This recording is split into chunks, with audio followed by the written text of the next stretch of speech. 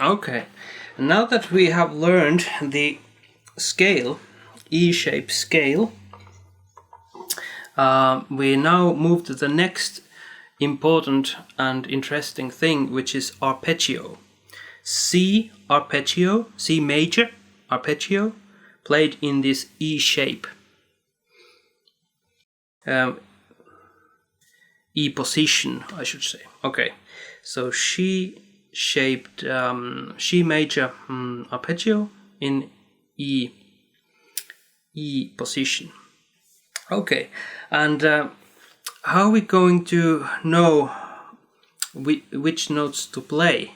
Well, when we know the C major chord in this position, and we do know it, it's like this. That's 95 or 97% the arpeggio also. These are the notes which are in the arpeggio also.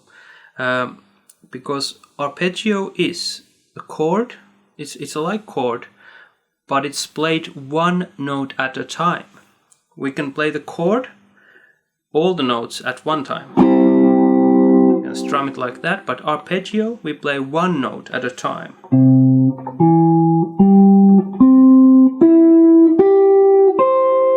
Like that.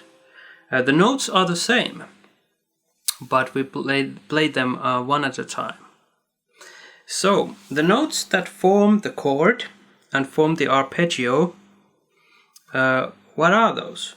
Well, now that we are playing the C major chord, and it's a triad, so we know that there's 3 notes that make the C major triad. We know there's a root, that's the C, and we have 3 roots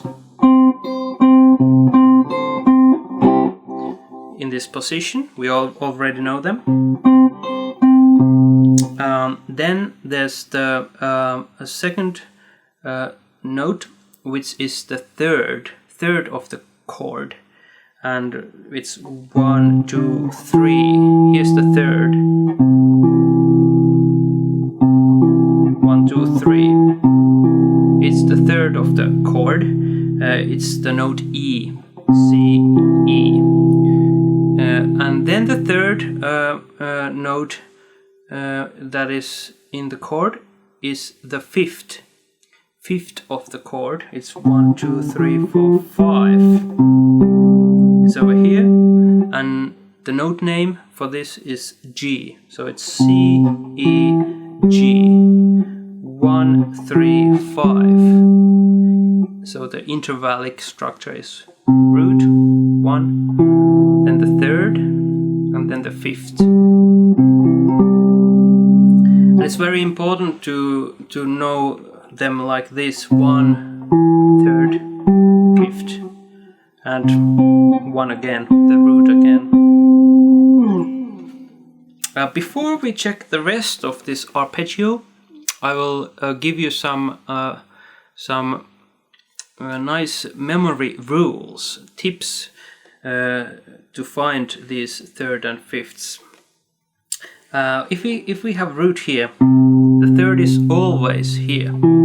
If it's a major 3rd, major 3rd, always here. So 1 fret down and next string.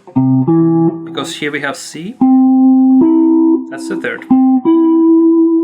Here we have C, that's the 3rd. It's the same shape. And if you remember the shape, it makes it easier for you. And the 5th is always like this. So it's 2 frets up and next string. Same here, C, G, C, G. Same shape. Very good to remember. And the 3rd rule is when we have root here, the 5th is always 1 string down and here, next to it. Root, 5th. Okay, so these 3 rules are very good to remember. They apply all over the neck except when you have the B string. If I have take a C over here, the rule says that the third should be there, but no, it's not, as you can hear, so it's here. When there's this B string, it's tuned differently than the others. That's why we have to compensate for the different tuning by making it look a little bit different. We bring it one fret up, and that's it. Also the fifth, it should be like this, but it's not, so we have to bring it, the B string, one fret up, so its shape looks a little bit different. So the B string is the exception, but these rules apply to all the other strings. Okay, let's continue. We reached the octave root over here, and the rule says that the third is here, and it is. Then we know that here's another root, and the third rule said that the fifth is here, and it is. So we have root, third, fifth, and root again. So here we have the whole arpeggio. It's exactly the same as the chord, but we have two notes on the A string. We have the third and the fifth. In the chord, there's only the fifth, because as you play chord, you can play two notes on string.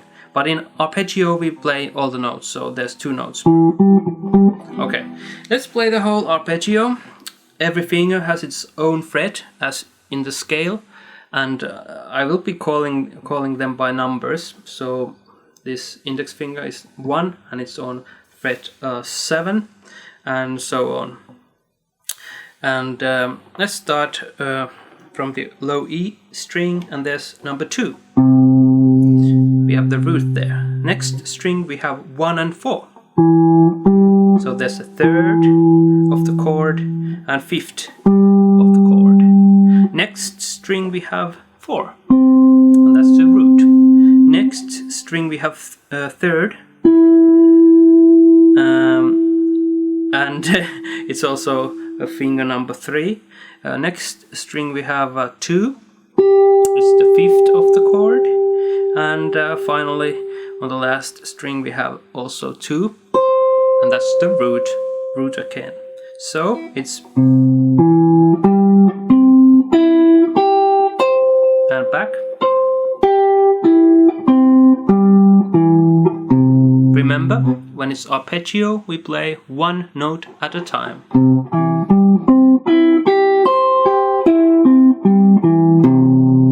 If it's a chord, we can strum them all together if we want, or just some of them. We can also play the chord like this. We can arpeggiate it, but even then, you see they ring together. But in arpeggio, only one at a time. So that's the difference. Arpeggios are great to get to know your ones, thirds, and your fifths. Because when you are improvising, when you are trying to create something special, when you are adding to the basic playing, it's very, very important to know what's the third, what's the root, where's the fifth, because they all sound different, and so you wanna know what you get when you play the fifth, or the root, or the third. So that's our aim when we practice these arpeggios.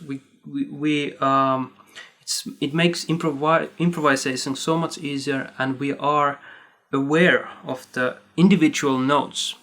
If you know just this chord shape and play it like this, you are not aware of the individual notes, and you are missing.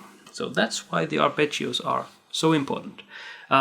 Next, we will be practicing these arpeggios so that they are going to go to our muscle memory just like the scales.